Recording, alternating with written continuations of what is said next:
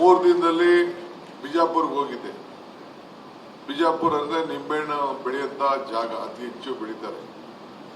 ಅಲ್ಲೊಂದು ಮಾತು ಹೇಳಿ ಬಂದಿದ್ದೀನಿ, ನಿಂಬೆಗಿಂ ಹುಳಿಲ್ಲ, ದುಂಬಿಗಿಂ ಕರಿಗಿಲ್ಲ, ಶಂಭುಕಿನ್ನ ಅಧಿಕ ದೇವನಿಲ್ಲ. ಅಂದ್ರೆ ನಿಂಬೆಹಣ್ಣು ಇದೆಯಲ್ಲ, ಈ ನಿಂಬೆಹಣ್ಣು ಎಲ್ಲಾ ಹುಳಿಗಳಕ್ಕಿಂತ ಶ್ರೇಷ್ಠವಾದಂತ ಹುಳಿ ಅಂತೆ. ಮಾವಿನ ಹುಳಿ, ಹುಣಸೆ ಹಣ್ಣು ಹುಳಿ, ದ್ರಾಕ್ಷಿ ಹುಳಿ ಎಲ್ಲ. ಸೊ ಅದು ಊಟಕ್ಕೂ ಉಪಯೋಗಿಸ್ಬೋದು, ಉಪ್ಪಿನಕಾಯಿಗೂ ಉಪಯೋಗಿಸ್ಬೋದು, ದೃಷ್ಟಿ ತೆಗಿಯಕ್ಕೂ ಉಪಯೋಗಿಸ್ಬೋದು, ಪೂಜೆಗೂ ಉಪಯೋಗಿಸ್ಬೋದು, ಯಾವ್ದಕ್ ಬೇಕಾದ್ರೂ ಉಪಯೋಗಿಸ್ಬೋದು.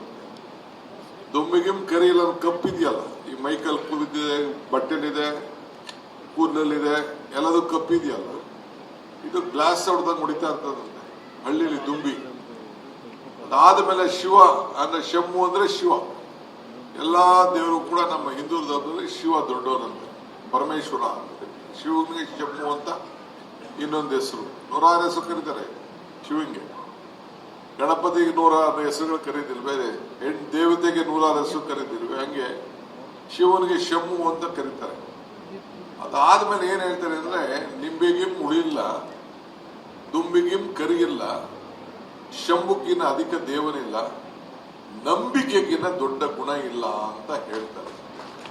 ನಾನು ಯಾಕೆ ಈ ಮಾತು ನಿಮ್ಗೆ ಹೇಳ್ತಾ ಇದ್ದೀನಿ ಅಂದ್ರೆ, ಯಾರ್ಯಾರು ಉದ್ಯಮಿಗಳಿದ್ದೀರಿ, ಯಾರ್ಯಾರು ಕೆಲಸ ಮಾಡ್ತಾ ಇದ್ದೀರಿ, ನಿಮ್ಮ ಬಿಸ್ನೆಸ್ ಅಲ್ಲಿ ಟ್ರಸ್ಟ್ ಉಳಿಸ್ಕೋಬೇಕು, ನಂಬಿಕೆ ಉಳಿಸ್ಕೋಬೇಕು. ನೀವು ನಂಬಿಕೆ ಉಳಿಸ್ಕೊಂಡ್ವಾಗ ನಿಮ್ಗೆ ಕ್ಲೈಂಟ್ಗಳು ಬರ್ತಾರೆ. ಶಾಲೆ ಮಾಡ್ತಾ ಇದ್ದೀರೋ, ಬಿಲ್ಡಿಂಗ್ ಕಟ್ತಾ ಇದ್ದೀರೋ, ಸಣ್ಣ ಬಿಸ್ನೆಸ್ ಮಾಡ್ತಾ ಇದ್ದೀರೋ, ಎಲೆಕ್ಟ್ರಿಕ್ ಕೆಲಸ ಮಾಡ್ತಾ ಇದ್ದೀರೋ, ಕಾರ್ಪುಡಿ ಕೆಲಸ ಮಾಡ್ತಾ ಇದ್ದೀರೋ, ಕಾಫಿ ಕೊಡ್ತಾ ಇದ್ದೀರೋ, ಏನ್ ಮಾಡ್ತಾ ಇದ್ದೀರೋ, ನಿಮ್ ವೃತ್ತಿ ಬೆಳೆಸ್ಕೊಳ್ತಾ ಇದೀರಿ. ಸೊ ನಿಮ್ ಮೇಲೆ ಕ್ಲೈಂಟ್ಗೊಂದು ನಂಬಿಕೆ ಕ್ರಿಯೇಟ್ ಆಗಬೇಕು.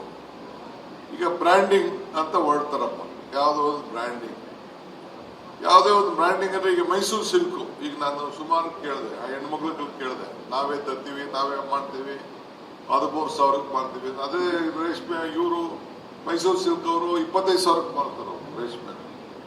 ಅವ್ರದ್ದು ಮಾತ್ರ 13,000, ನಿಮ್ದು ಮಾತ್ರ 25,000. ಯಾಕೆ ಅಂದ್ರೆ ಅದೊಂದು ಬ್ರ್ಯಾಂಡಿಂಗ್. KSICದು ಒಂದು ಬ್ರ್ಯಾಂಡಿಂಗ್. ಈಗ ತುಪ್ಪ, ಪಾಪ ಅವ್ರ್ಯಾರೋ ನನಗೆ ತುಪ್ಪ ನಾವೇ ಹಳ್ಳಿಯಿಂದ ತಂದು ಮಾಡ್ತಾ ಇದೀವಿ ಅಂತ ನನಗೆ ತುಪ್ಪನೂ ತಿರ್ಸಿದ್ರು, ಬೇರೆ ಎಲ್ಲ ಏನೋ ಕೊಟ್ರು ನನಗೆ, ಆಮೇಲೆ ಇದನ್ನ ಕೊಟ್ರು, ಜ್ಯೂಸ್ ಎಲ್ಲ ಕೊಟ್ರು, ಚೆನ್ನಾಗೇ ಇತ್ತು. ಏನ್ ಯಾವ ಇಂಟರ್ನ್ಯಾಷನಲ್ ಬ್ರ್ಯಾಂಡ್ ಏನ್ ಕಡಿಮೆ ಏನು ಇರ್ಲಿಲ್ಲ ಅದು, but that was A branding. ಆ ನಮ್ಮ ಇದು ನಂದಿನಿ ಬ್ರ್ಯಾಂಡ್ ಇದೆಯಲ್ಲ, ಅದೆಲ್ಲ ಸ್ವಲ್ಪ ಟೇಕ್ ಓವರ್ ಮಾಡ್ಬಿಟ್ಟಿದೆ. ಸೊ ಹಂಗೆ ನೀವು ಪ್ರತಿಯೊಂದು ಇರಲು ಕೂಡ ನಂಬಿಕೆ ಉಳಿಸ್ಕೊಳ್ಬೇಕು. ಆಮೇಲೆ ಇನ್ನೊಂದು ನಾನು ನಿಮ್ಗೆ ಸಣ್ಣ ಅಡ್ವೈಸ್ ಏನ್ ನಾನು ನಿಮ್ಗೆ ಕೊಡ್ತೀನಿ ಅಂತಂದ್ರೆ, ಈ ಸಾಲ ಪಾಲ ಕೊಡಕ್ ಹೋಗ್ಬೇಡಿ, ಬಹಳ ಹುಷಾರಾಗಿ. ಸಾಲ ಕೊಟ್ರೆ ಮುಗೀತು, ಸಾಲ ಕೊಟ್ರೆ ಕ್ಲೋಸ್ ಅಷ್ಟೇ. ಬಹಳ ನಿಮ್ಗೆ ಅದಕ್ಕೆ ಏನೇನು ಬೇಕೋ ದಾಖಲೆಗಳೆಲ್ಲ ಕರೆಕ್ಟ್ ಮಾಡ್ಕೊಳ್ಳಿ. ನಾನು ಎಷ್ಟು ಕೇಸ್ ನೋಡಿದ್ದೀನಿ ನಂಬಿಕೆ ಮೇಲೆ, ಎಲ್ಲ ಸಾಲಗಳು ಕೊಟ್ಬಿಡೋದು, ಏನೋ ಟರ್ನ್ ಓವರ್ ಆಗ್ಲಿ ಅಂತ. ಎಷ್ಟೋ ಪೆಟ್ರೋಲ್ ಬ್ಯಾಂಕ್ ಅವ್ರು ನೋಡಿದ್ದೀನಿ ನಾನು, ಎಲ್ಲ ಬಂದು ಏನೋ 1 ತಿಂಗಳು 2 ತಿಂಗಳು ಫಸ್ಟ್ ಕ್ಲಾಸ್ ಬಿಲ್ ಕೊಡ್ತಾರೆ. 3ನೇ ದಿನ ಹಣ ಇದು ಯಾವ್ದೋ ಸ್ವಲ್ಪ ಬ್ಯಾಂಕ್ ಅಲ್ಲಿ ಲೇಟ್ ಆಗೋಯ್ತು ಅಂತ ಅಂದ್ಬಿಟ್ಟು 1 3 ದಿನ 4 ದಿನ 5 ದಿನ 6 ದಿನ 8 ದಿನ ಹಾಕೋಬಿಡ್ತಾರೆ. ಕೊನೆಗೆ ಅವನು ದುಡ್ಡೇ ಕೊಡೋದಿಲ್ಲ, ಅವನು ಅದು ಕೊಡ್ಲಿ ಅಂತ ಇನ್ನಷ್ಟು ಸಾಲ ಕೊಡೋದು ಅವನು. ನಾನು ನಿಮ್ಗೆ ನನ್ನ ಅನುಭವ ಹೇಳ್ತಾ ಇದ್ದೀನಿ. ಆಮೇಲೆ ನೀವೆಲ್ಲ ನಿಮ್ ನೆರಳೇ ನೀವು ನಂಬಾರ್ದು, ಇದು ನಿಮ್ ತಲೆಯಲ್ಲಿ. This is my experience. You can't trust your own shadow. ಅಂದ್ರೆ ನಂಬಿಕೆ ಇರ್ಬೇಕು ನಿಮ್ಗೆ, ನೀವು ನಂಬದೇ ಇರಂಗಿರ್ಬೇಕು, ನೀವು ನಂಬಲೂಬೇಕು, ನಂಬ್ದಂಗೂ ಇರಬೇಕು. ನಂಬಿಕೆ ಇಲ್ಲದೆ ನಾವು ಕೆಲಸ ಮಾಡಕ್ಕಾಗಲ್ಲ. You have to trust people. ನಮ್ ಕೆಲಸವನ್ನು ನಂಬಬೇಕು, ಎಲ್ಲರೂ ನಂಬಬೇಕು. ನಾವು ನಮ್ದೇ ಇದ್ದಂಗೆ ಇರ್ಬೇಕು. ಯಾಕೆಂದ್ರೆ ಎಷ್ಟೇ ಎಂತೆಂತ ಮನೆಗಳಲ್ಲಿ ನಾವು ಬೇರೆಯವ್ರನ್ನ ಎಂಪ್ಲಾಯ್ಮೆಂಟ್ ನ ಇಟ್ಕೊಂಡು ಕೆಲಸ ಮಾಡಬೇಕು. ನಿಮ್ಮಲ್ಲಿ ಯಾಕೆ ನಾನು ಇವತ್ತು ಇಷ್ಟು ಟೈಮ್ ನ ನಿಮ್ಮ ಸ್ಪೆಂಡ್ ಮಾಡ್ತೀನಿ ಅಂತಂದ್ರೆ, you are not employee, you are ಬರೀ ನೀವು ಒಬ್ಬ ಉದ್ಯೋಗಿಗಳಲ್ಲ. ನೀವು 10 ಜನಕ್ಕೆ ಉದ್ಯೋಗವನ್ನ ಕೊಡುವಂತ ಒಂದು ಪ್ರವೃತ್ತಿಯನ್ನ ನೀವು ಬೆಳೆಸ್ಕೊಂಡು ನೀವು ಆ ಕುಟುಂಬನ ನೀವು ಬೆಳೆಸ್ತಾ ಇದ್ದೀರಿ. ಈಗ ನಾವು ಸ್ಕೂಲಲ್ಲಿ ಇದ್ದಾಗ ನಂಗೆ ಒಂದು ಪಾಠ ಹೇಳ್ಕೊಟ್ಟಿದ್ರು, ಒಂದು ಸಣ್ಣ ಶ್ಲೋಕ ನನಗೆ ಹೇಳ್ಕೊಟ್ಟಿದ್ರು.